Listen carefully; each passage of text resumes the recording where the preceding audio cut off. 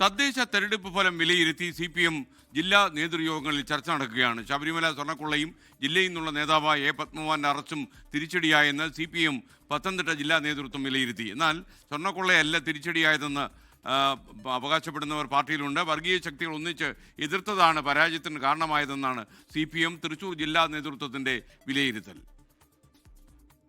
പത്മകുമാറിനെ പൂർണ്ണമായി തള്ളാനോ കൊള്ളാനോ സംസ്ഥാന നേതൃത്വം ഇതുവരെ തയ്യാറായിട്ടില്ല.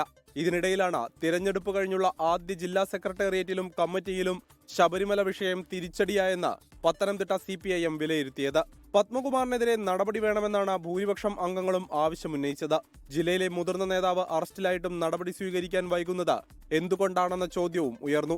കാലുവാരൽ ആരോപണത്തിൽ മുതിർന്ന നേതാവ് KC രാജഗോപാലനിൽ നിന്ന് വിശദീകരണം തേടി നടപടികൾ സ്വീകരിക്കും. ആരോപണത്തിൽ കഴമ്പില്ലെന്നാണ് പ്രാഥമിക വിലയിരുത്തൽ. ശബരിമല വിഷയം ജില്ലയിൽ ബാധകമായില്ലെന്ന് CPIM തൃശൂർ ജില്ലാ സെക്രട്ടേറിയറ്റ് ജില്ലാ കമ്മിറ്റി യോഗങ്ങൾ വിലയിരുത്തി. ക്ഷേത്ര നഗരങ്ങളായ ഗുരുവായൂരിലെയും കൊടുങ്ങല്ലൂരിലെയും വിജയം ഇത് സൂചിപ്പിക്കുന്നു. കീഴ്ഘടകങ്ങളിലെ സംഘടനാ പ്രശ്നങ്ങളും സ്ഥാനാർത്ഥി നിർണയവും ഫലത്തെ ബാധിച്ചു. പല സ്ഥലങ്ങളിലും ക്രോസ് വോട്ടിംഗ് നടന്നു.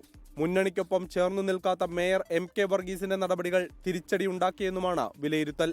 24 തൃശൂർ, പത്തനംതിട്ട.